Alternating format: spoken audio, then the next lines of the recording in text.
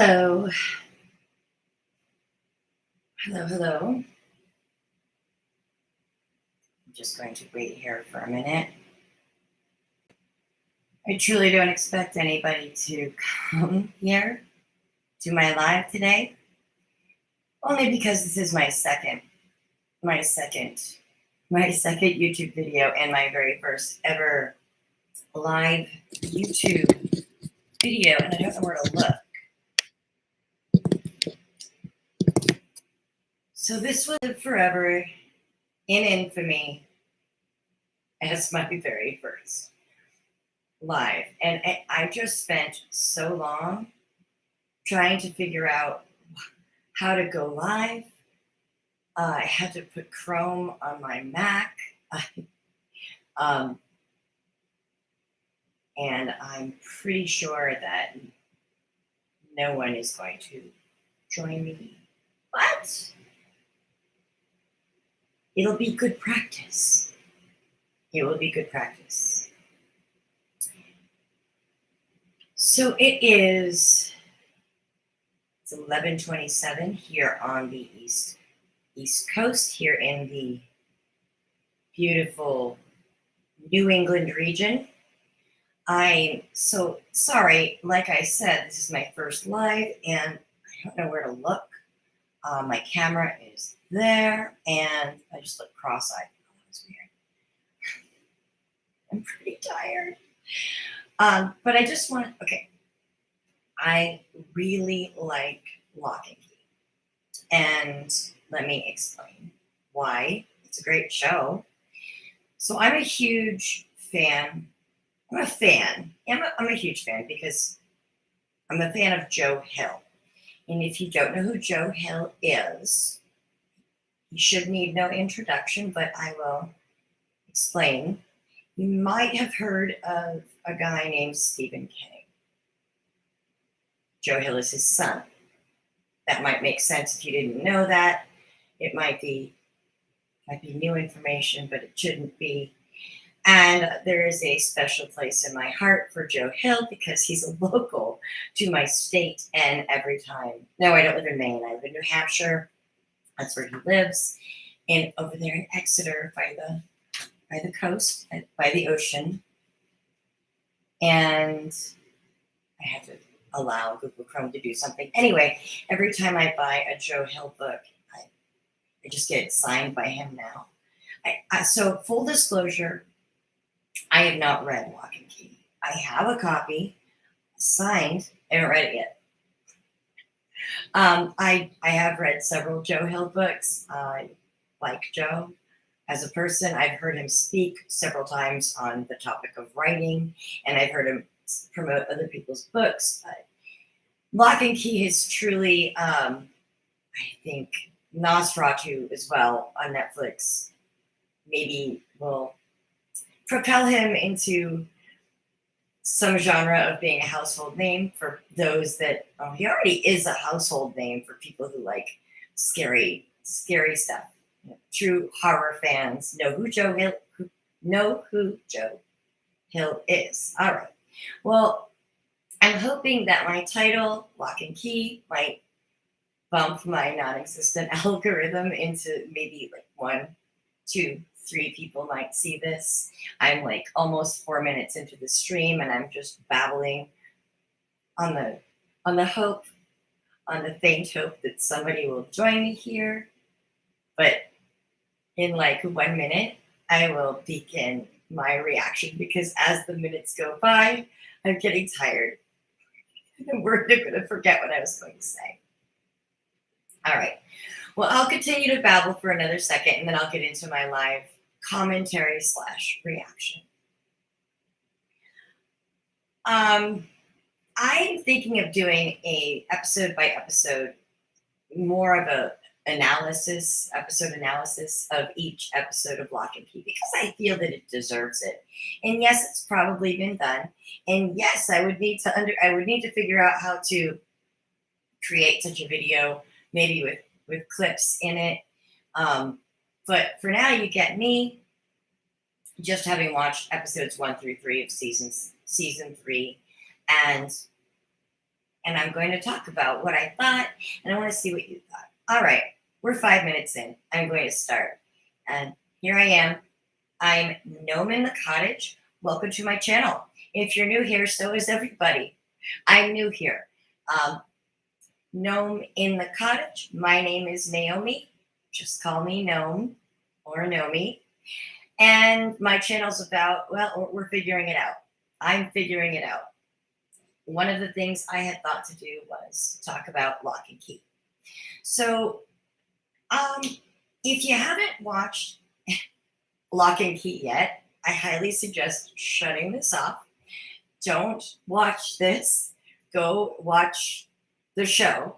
It's up to 3 seasons, and I think, I've heard, I've read that this will be its last season, but I don't know to believe everything I read or hear, but I feel like that was on a good source, and that would be a little bit sad because I feel like it's doing well. I don't know why that is, but anyway, if you haven't, go bye-bye. Go watch the show.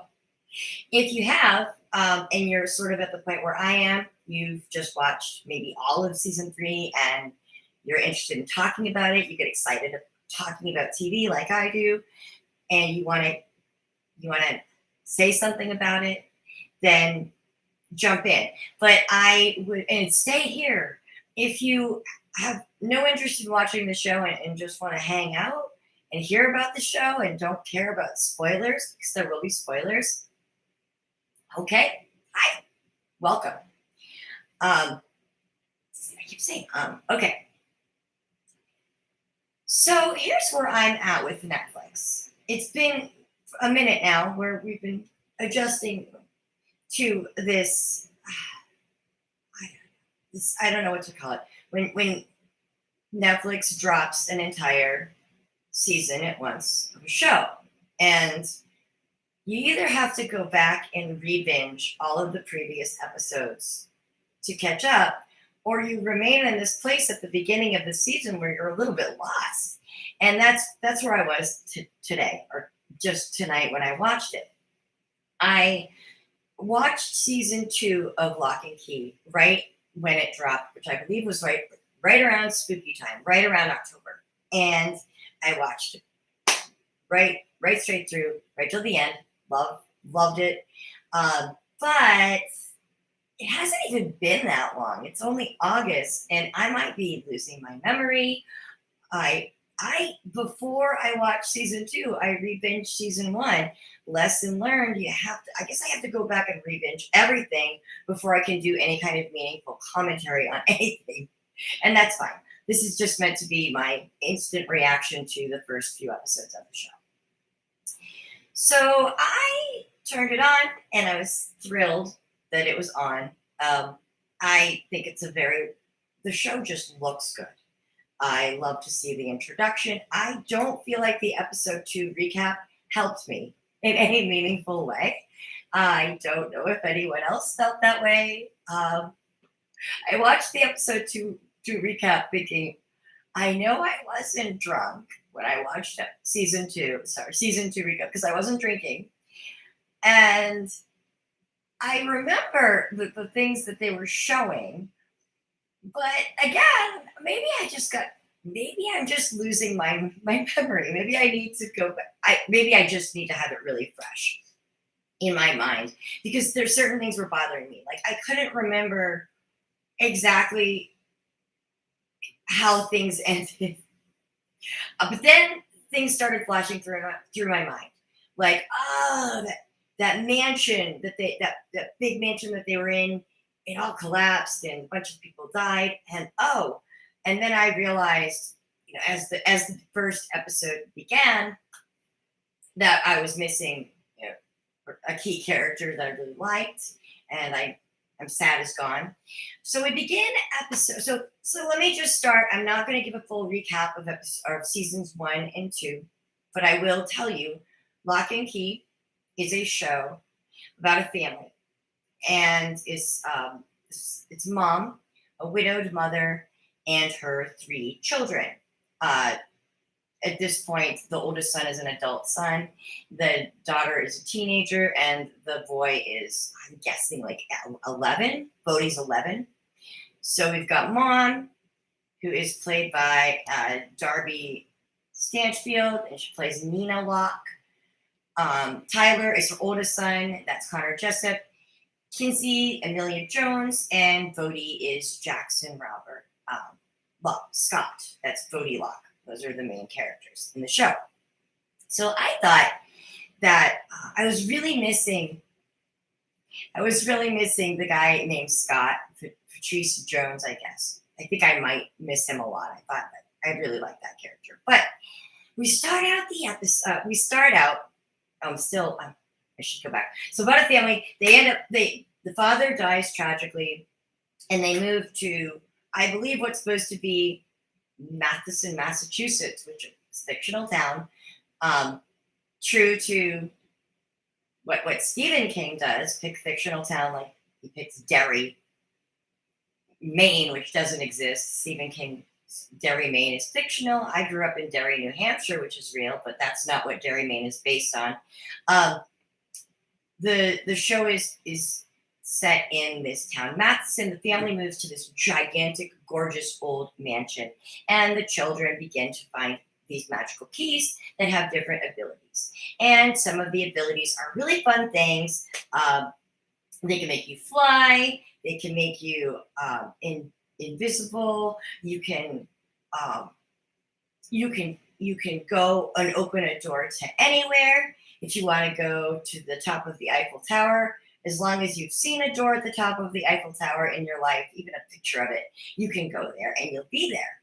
Anyway, some of the keys also like summon demons and do some really terrible things. So the first 2 seasons, we've gone through adventures. There's a lot of history, and I love history, and I love even if it's fictional. I love historical fiction.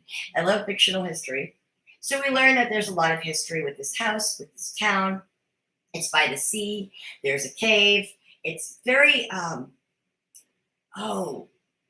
was that? Those books, the girl, Nancy Drew, the kids that did adventures in caves. I used to read books when I was a little kid like that. Anyway, sort of esque, but there's a lot to it. The actors are great. The setting is great. The special effects, the music. I really love the way the cinematography is done. And the house is just enormous. And as they go along, they accidentally, the kids are always sort of getting up to hijinks with the keys. And it's horror, but it's horror that's not too terribly bloody. People do die, favorite characters. You do lose a couple of very favorite characters and some very evil characters along the way. And then we get to season 3. And season 3 opens with, we find out that it's a very beautiful winter scene. And there are 2 sisters, and they are wearing these dark capes. And it really looks kind of, they seem like we've never seen them before. I was confused when I first saw them. I was thinking, who are these girls? Do we know them? No, we don't know them. Well, turns out they're sisters, and they are inside of a snow globe, and they're trying to knock it over. I guess they've got a gigantic log, and they're trying to bang. They're trying to get the attention of Nina Locke, who's inside the room, and I guess they end up knocking it over, and she picks it up, and she says, "Oh, snow globe. Interesting." And she looks inside, and there's a picture of Key House right inside the snow globe. And now that's interesting. I live in an big old New England sprawling house, and maybe it's not sprawling, but it's sprawling to me. And if I ever saw my house inside a snow globe, I would be just as giddy as Nina Locke was. Now, remember, because I had to remember this, Nina and Uncle Duncan have now had their memory of magic restored. They now know, okay, that was weird. They now know. So all along, one of the things in the show was as you become an adult, you forget about the keys in Key House. You forget, and you don't have the ability to remember. Like other characters in the show, other people that know the Locks, friends of the Locks, once they find out, oh, the Key House has magical keys, and they do this, and this, all these events have happened. All the other characters in the show can manage to remember it, but the Locks themselves, when they grow up, when they turn 18, have like a curse. I don't know what it is, or maybe it's a blessing and a curse. They can't remember magic. But in the generation of the kid's father, who has passed away before the beginning of the show, we see that he's just died. When he was a kid, he and his buddies, they all figured out how to keep their memories. And honestly, I don't remember exactly, but it was Ellie who told them that there's a way to restore adults' memories of the keys. So you can also take memories away, and that sometimes that's necessary because some of the memories are really traumatic for the people in the show. For example, we learn that Tyler, the oldest son, who has grown up, and he has decided, due to the events of last season, that he has, remember last season, he was leaving, and his choice was not to remember. He didn't want to remember. His girlfriend had died tragically as a result of these events, and he didn't want to remember it. He wanted to move on. And they missed him, and so we've got a few episodes without Tyler. I didn't predict that there would be very many. I think he's a key protagonist in the show, and the rest of the cast is strong. I truly feel like he's necessary. I like him. Show's not the same without him. So we begin, and Nina and Locke, and thank goodness, because I like. So let me see the actress's name again. Darby Stanfield. I like her. I really do. She's wrestling with her own demons throughout the series, as a alcoholic who has had relapse but been trying to remain sober, which is not easy. Don't know how she's doing it after having just lost her husband, but she's doing a good job. There are a few things that keep coming into my head, like, wow. So I assumed that the house left. I remember that in the first season, the massive house was left to them. It was left in the family. It's the family legacy. But I live my house is 3,800 square feet, and it's old, and it's expensive to heat. And so I don't think, and Nina's like she does art restoration. I don't think that pays to maintain a house as gigantic as Key House, but I'm guessing that somehow in the trust, maybe I missed this in season 1. If anybody knows, let me know in the comments. Was there some, I'm looking for, I think in Stephen King's On Writing book, he called them Chevy escorts.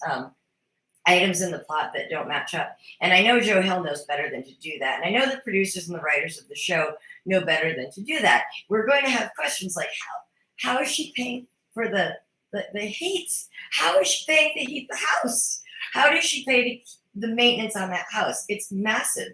The upkeep alone, the electricity and the heat alone, wow, it's got to be terribly expensive for a single mom with 3 kids. But it must be all taken care of. It must be all wrapped into the trust of the home or whatever. So episode 1, Nina finds a snow globe. It's fairly obvious this is going to have a key that matches it, and we're going to have to find out what this key does. That's interesting. What's a snow globe key going to do? Nina is now all giddy about the keys. She wants to tell the kids, I found a snow globe. I think it's magical. And they say, well, Mom, you think everything's magical. And, well, it turns out she's going to be right. What else happens in that? We find out that Tyler's still gone. Oh, the Revolutionary War guy, the guy that now I start to remember is things as I'm watching the show. Oh yeah, at the end of season 2, we had this guy as was it Captain. I'm looking. I'm sort of looking at an article right now to make sure. Oh, you know what? I don't want to call him by the wrong name. So let me see. What is his name?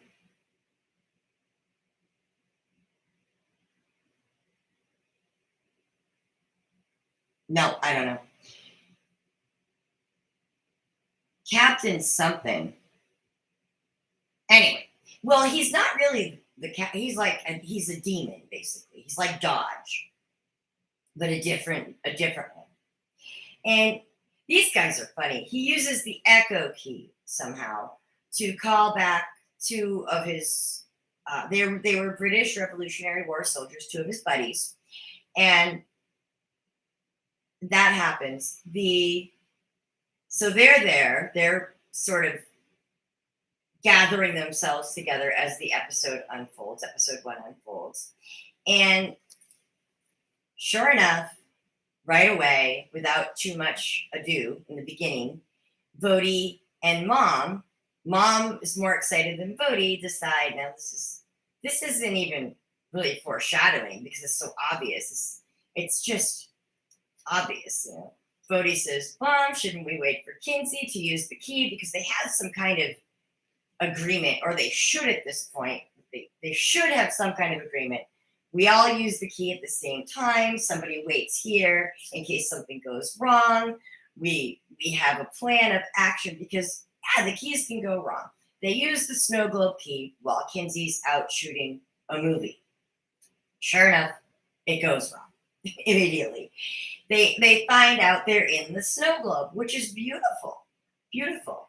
But we've got they go outside and they see all the snow. I don't think they realize they're inside the snow globe. They go outside of the mansion and Bodhi goes outside. He starts making these snow angels, and Mom goes outside. And sure enough, the sisters in the cloaks, they come marching up, and bam, they want the key, and it becomes evident that they are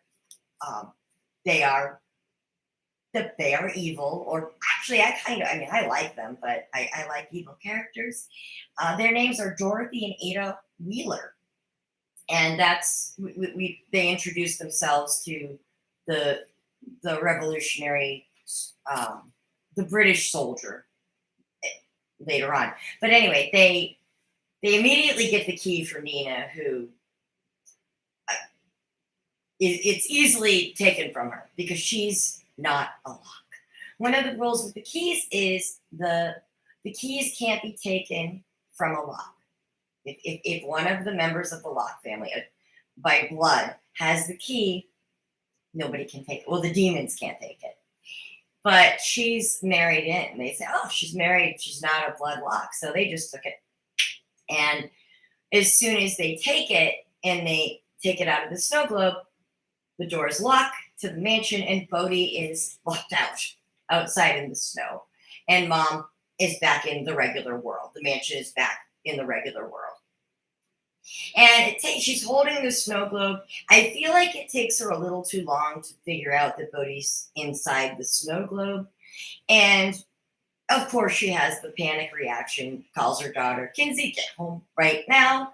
Kinsey comes home, explains, and Kinsey has a reaction of, okay, well, remain calm. We'll find the sisters. And she's been through this for 2 seasons. Kinsey is aware that, yes, crises happen when we use these keys. We just have to get past it. We just have to arm ourselves and find these sisters and get Bodhi back. And Mom is, of course, what any mother would be thinking, oh, what if we don't get him back?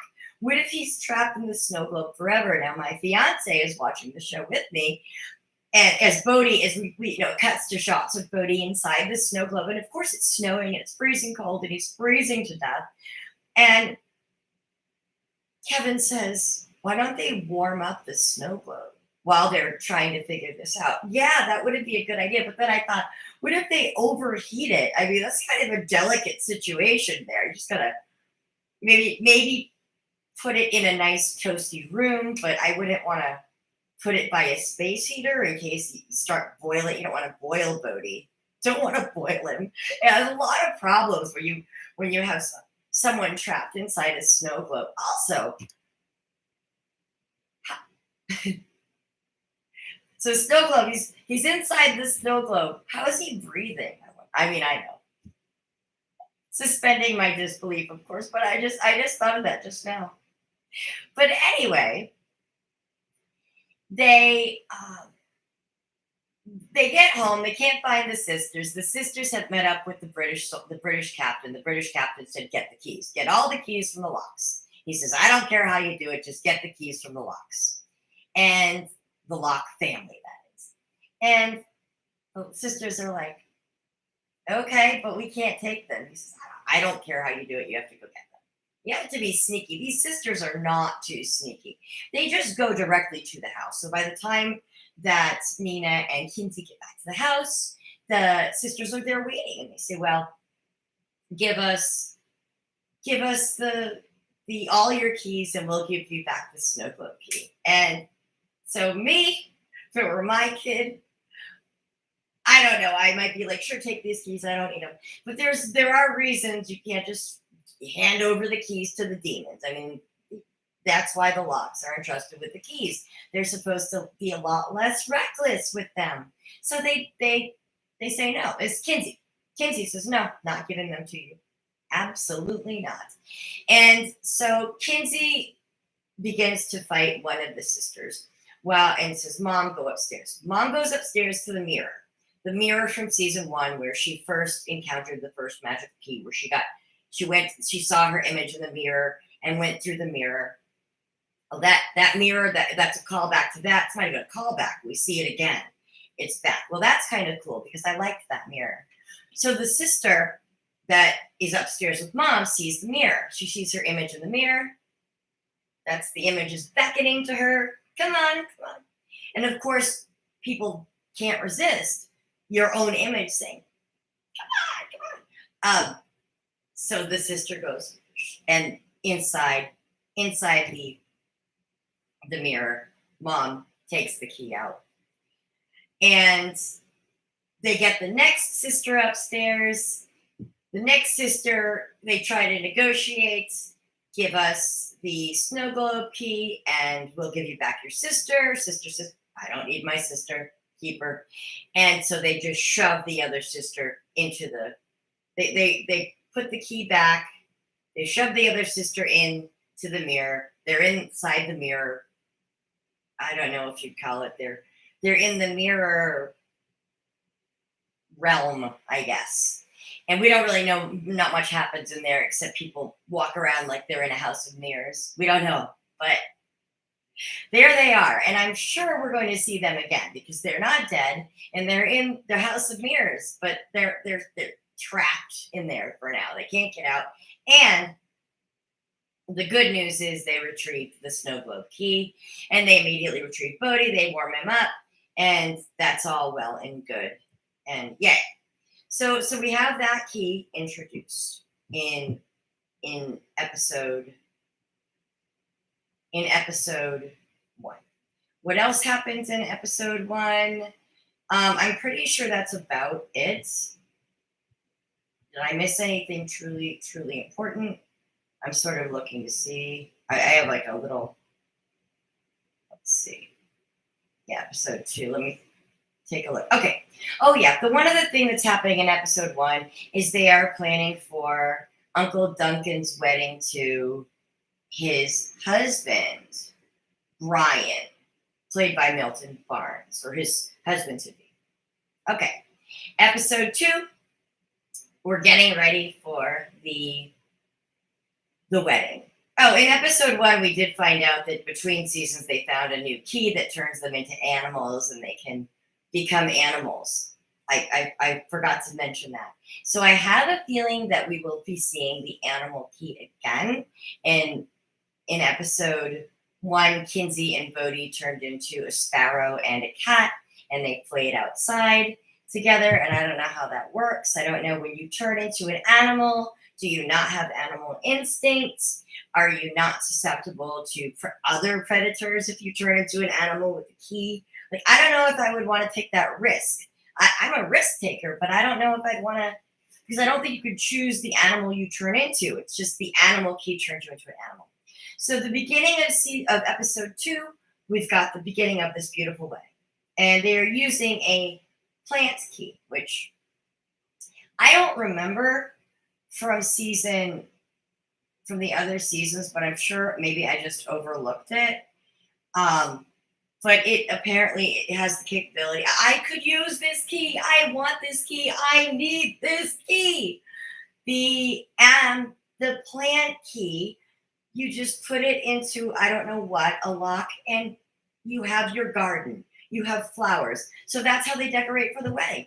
I have 30 garden beds, and I don't know what I'm doing with gardening. It is like a wild jungle. I tried tomatoes aren't growing, but you can't have a garden with chickens. They eat your plants. So my tomatoes and I think zucchini are coming up, and I have sunflowers and I have basil, but that's not important. I don't have a plant key, and they need a plant key. It would be a cheat for me, and I would use it. But that's how they decorate the beautiful flowers for the wedding. The wedding, I'm not going to get too much into, besides it's nice to see Duncan's character and Brian's character. I like those characters on the show a lot. I like the wedding. And one thing we learn is Kinsey, Amelia Jones, if she can sing.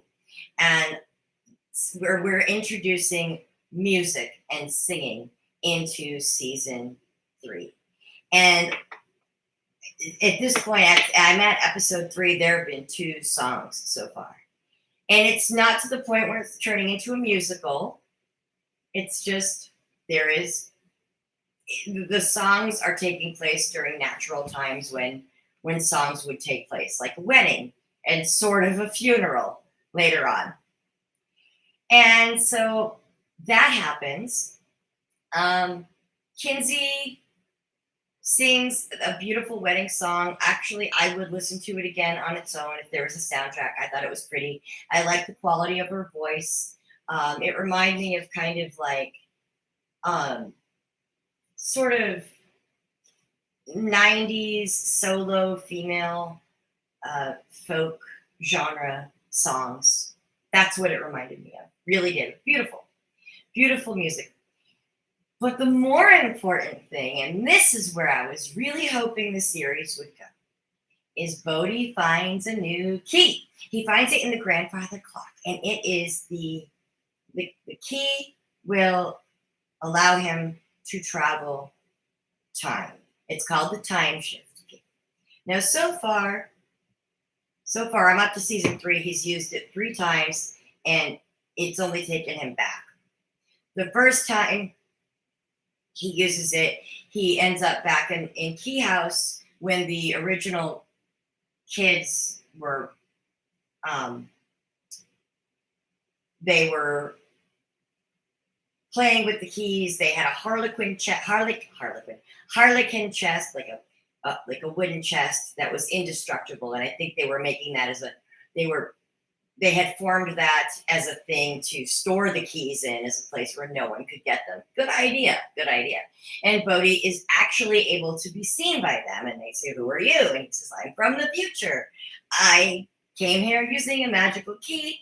And they were like, "Tell us more." However, interruption. And I said that, and there was an interruption in the stream.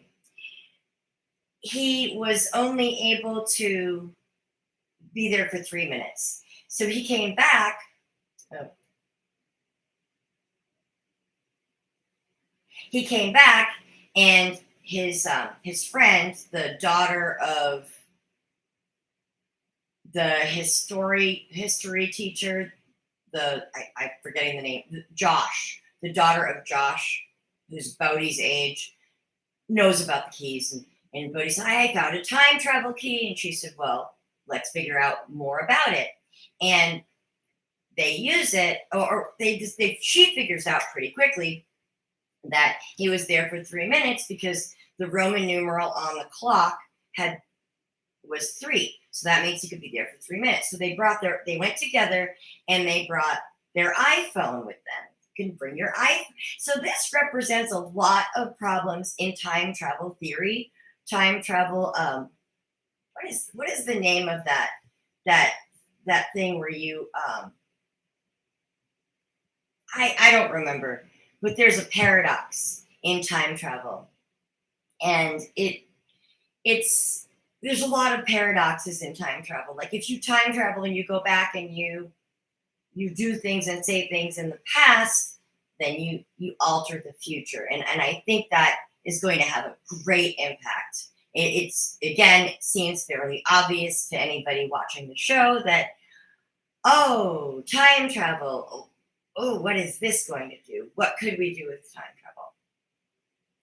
So they go back, and this time we are in, that song, the song that was playing,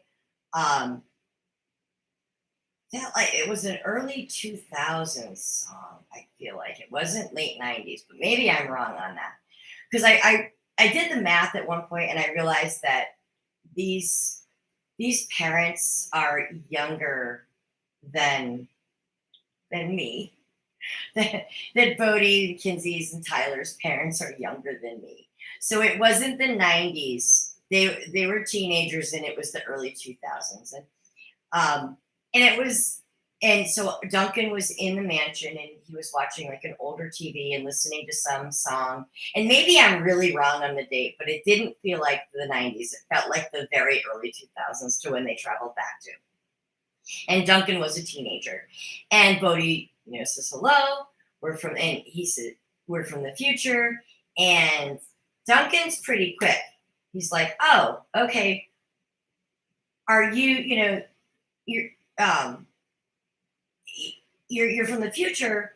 And Duncan's like, well, my brother's outside because Bodie wants to see his dad. He wants to see his dad. And I don't blame him. That makes total sense. I want to see my dad. I do too. My dad is no longer on this earth. And if I were to go back in time and interact with my dad, I would take that opportunity in a heartbeat. I totally understand that.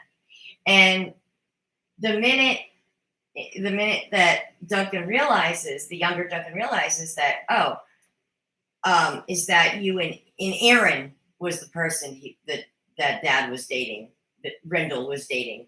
I said, are you Aaron and Rendell's son? And of course, no, because Aaron's not around anymore. But you could see Duncan, the younger Duncan, putting it together real quick. Wait a minute. That's probably not a good idea. What you should, and luckily the iPhone alarm goes off, and they have warning. They go back to the present day, and that is when they meet the present day Duncan, and he realizes they explain he says, you found the time shift key. He says, on my wedding day. He says, I was wondering, he didn't say, he didn't seem like he remembered having met Bodie. So that's why I was a little confused. He did not seem like he remembered having met Bodie. He didn't remember that experience, but he did say something like, okay, this is the day you find the time shift key, on my wedding day. He said, that's not how this key works. It's too unpredictable. You can't have this key. Yeah, so foreshadowing, pretty obvious. You tell this little kid he can't have this key that might allow him the opportunity to talk to his dead father. He's going to go find the key. Absolutely. So, meanwhile, they go outside, have a beautiful wedding. While the wedding is happening, Tyler is beginning to get drunk. And as he's getting drunk, he is there another time they go back in time? Not yet. Later on, they go back in time again. Okay. As he's getting drunk, he's remembering. He's talking to Kinsey about it. And Kinsey's saying, what do you remember? Drink some more. Because remember, when Nina was relapsing on alcohol, she could remember the experiences with the keys. You have to be drunk to remember the keys. or you have to have had the key, the memory key inserted into you. And she asks him, because he's remembering, he remembers quite a few things. And then he remembers the experience with what's her name from the previous season who died, his girlfriend. And it's too painful, too traumatic. He doesn't want to remember it. He wants to go lay down. He goes inside and he interrupts the British soldiers, the captain and his generals, who are hilarious, by the way. They've been rifling through everything in the house looking for keys. And they do find Bodhi's beautiful colored journal that he's made with basically an instruction manual of what keys exist and how to use them, what they look like, what they do. It's totally illustrated, fully illustrated field guide to how to use the keys. And they get a hold of it. And so they get the plant key. And I'm thinking, well, the plant key's got to be pretty benign. What are they going to do with it? Grow flowers everywhere? I mean, how are you going to attack people by growing flowers at them? They are hilarious. And all I just kept thinking was, why didn't they get into some other clothes, maybe blend into society a little more? But that does come later. They do have that thought later. But at this point, Tyler confronts them and says, "Hey, whoa, what are you doing?" And he's drunk enough, but not too drunk, that he immediately uses the lock that has the chains to try and fend them off. Kinsey has a second sense that something's wrong. She comes running inside. Both of them manage to run these British soldiers off, but they do rifle through a lot of things, and they get away with the plant key. And I believe there's one more key they get away with. Maybe you can remember which key that might be. But they definitely got away with that. Oh, the anywhere key. That's a problem. The anywhere key is a very useful key. That is the key that if you put it in, as long as you have seen a door anywhere in your life, any door in the world, you put the key into a lock and open the door, and it will be that door that you're thinking of.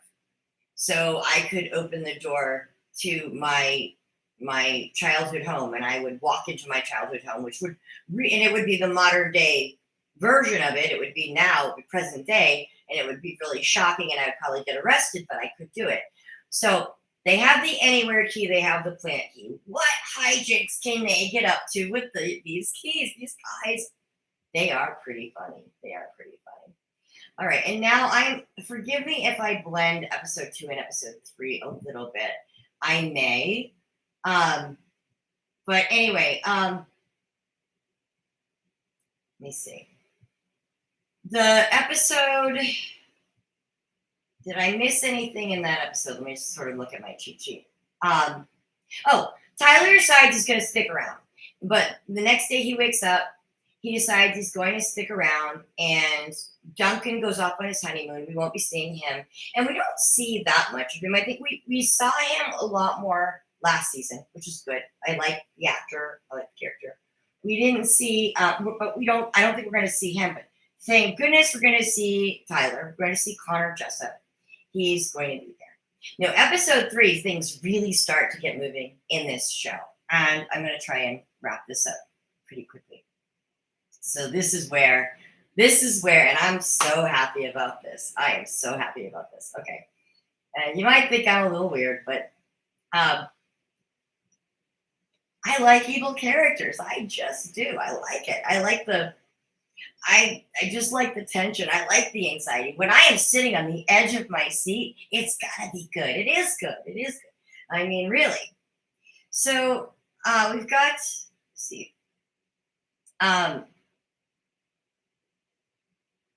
Okay.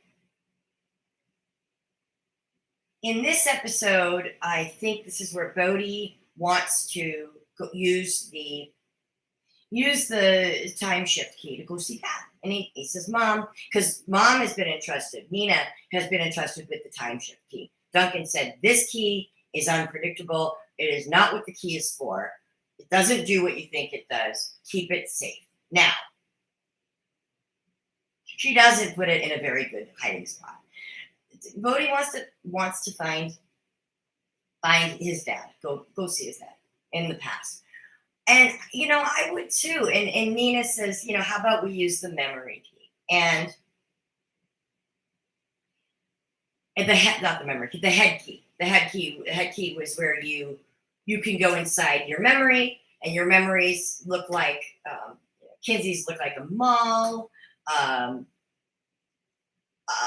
Bodhi's memories, his inside his head looks like the arcade.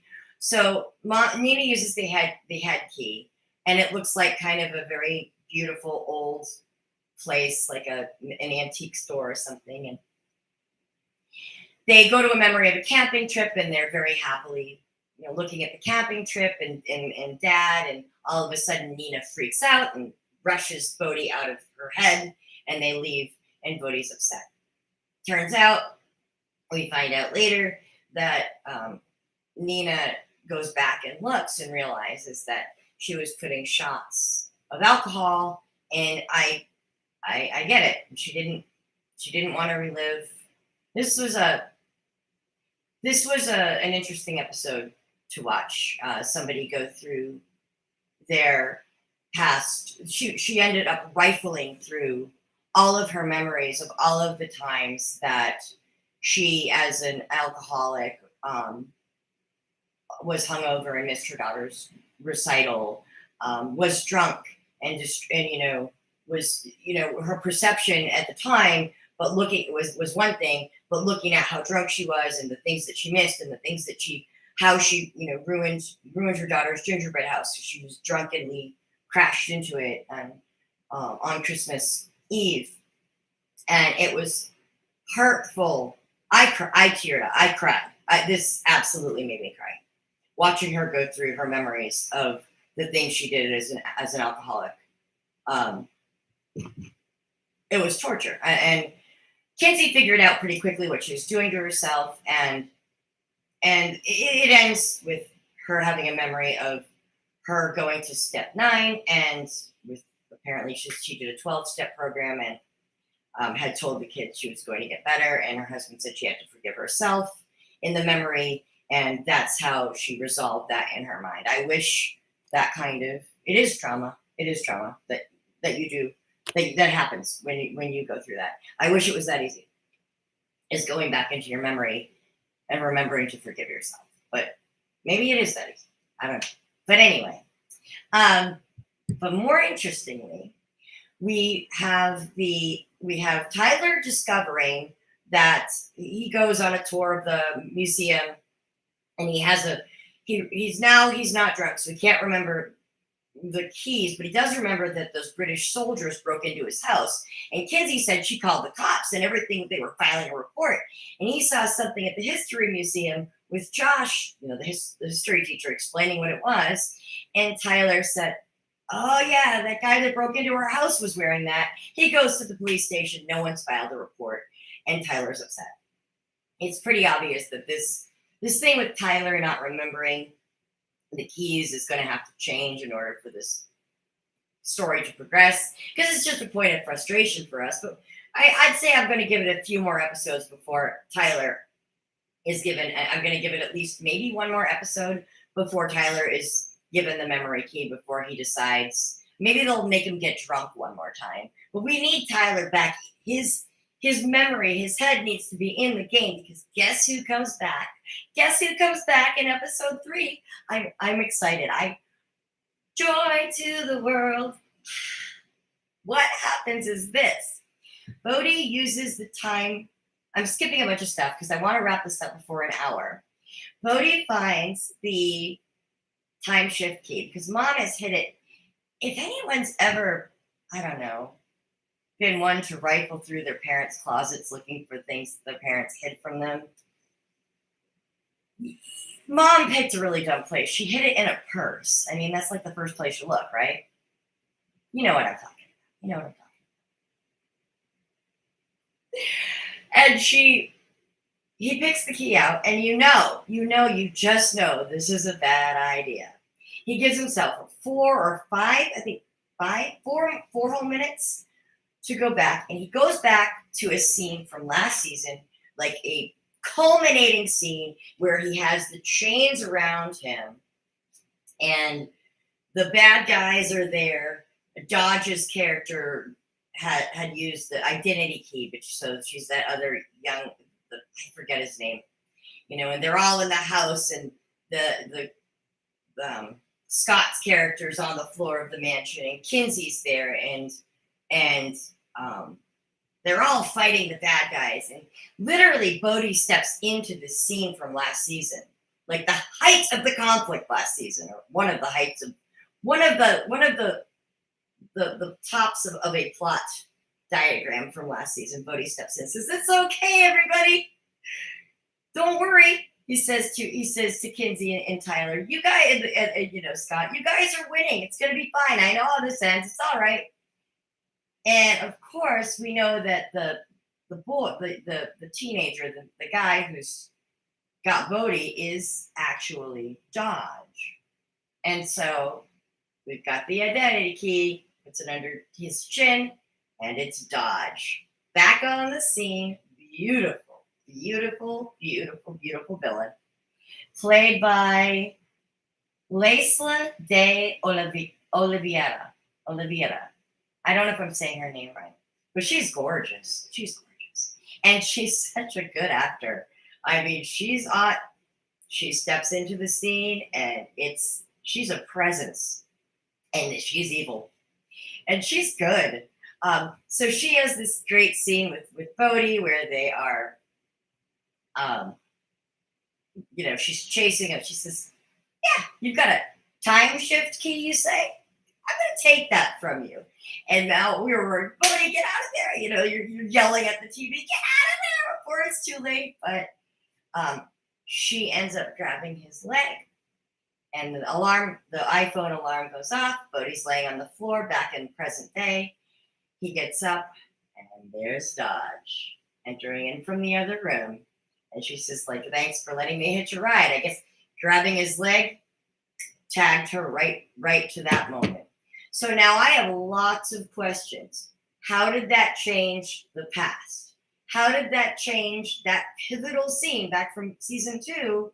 But I haven't started season 4. My fiance wanted to go to bed.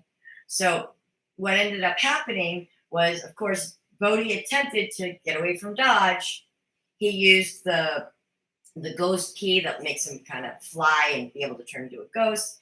But she tagged onto him then, and it was great. Great camera work, great CGI. I liked it. I really did. I appreciated it. I like Dodge's facial expressions. I like the way the camera work is done. I like the CGI. But at the end of the day, Bodhi couldn't outsmart Dodge.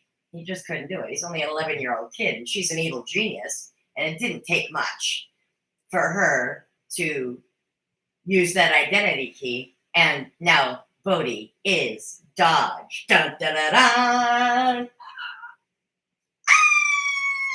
So, my predictions. I predict. So first of all, I want to know. I'm going back to Nina. Nina, not when Bodhi said, "I want to go see Dad." If it were me, and that were my partner, Kevin, and I don't even want to think about it into existence, but if my partner had passed in a violent way and I had the opportunity to go back in time and warn him, I would, or interact with him. I don't know that it would change the future. Now, we haven't established that time shift key changes anything. It doesn't seem to have that ability, because Duncan didn't seem to remember having had that interaction with Bodhi. But I don't know. I still have questions about that. But I do want to know if the time shift key, what gets in the way of that paradox? If Bodhi goes back to see his dad, can that change the future? Or is that just something that can't be done? It's a time shift key, not a time travel key. Time shift. So maybe that's different from time travel. I don't understand time travel. I just don't. I want to. I love time travel. But time travel is like Diana Gabaldon, Outlander. not the books. I didn't continue to keep my Star subscription, but I love time travel. Back to the Future. I'm so glad the series went here with the time shift key. I'm glad that now Dodge is Bodhi. We all have to be frustrated about that. How long is it going to take Kinsey? Not Nina, because I don't think Nina catches on that quickly. That's one thing I got to give it to Darby Stanchfield as an actress. She's great, and her character doesn't catch on that quickly. And Kinsey, I've got to give it to her too. Great actress as well. Great actress. Good. Picked the right actors for the right roles. And Oliveira, what's her? Laisla de Oliveira. Wow. Great. Oh, and these British war heroes, they are a riot. They've already gone into town. They've used the anywhere key to break into someone's house and get clothes. They've already committed a murder. They've stormed the library to take back their weapons because they thought that was like the armory, but no, it was the library. They didn't even have to deal with the security guard, but they ended up, I think, scalping somebody at the library. We didn't get to see it, but we saw some blood. I don't know. They're gonna stir up some trouble, and I can't wait. I love these guys. And I love Dodge, and I want to see them face off. I hope that the British soldiers are learning that they didn't win the Revolutionary War. They're a little confused. I'm really hoping that Dodge maybe faces off with them. And maybe they decide they like Matheson now. They like Matheson, Massachusetts, the way it is. And they just want to be part of it. But no, they're probably just going to be evil. And I just want to see an evil standoff. And I want Tyler to get his memory back. All right. I've been here for a solid hour talking about a show. And I hope that somebody watches this live. And if you've got something, comment on the show. Something to say, something to add. Like I said, I'll probably end up doing actually better videos.